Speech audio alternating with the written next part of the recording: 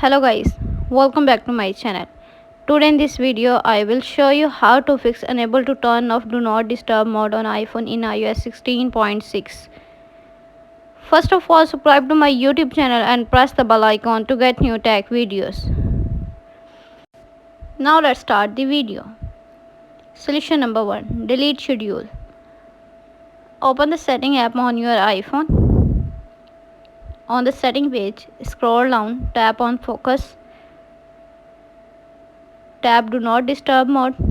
Scroll down, tap schedule time.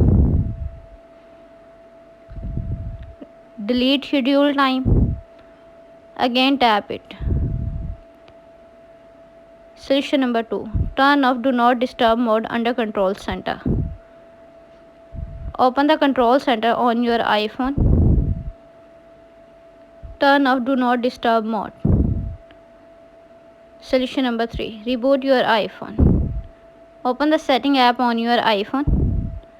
On the setting page, scroll down, tap general. On the general page, scroll down, tap shutdown. Now slide it to power off and turn off your device.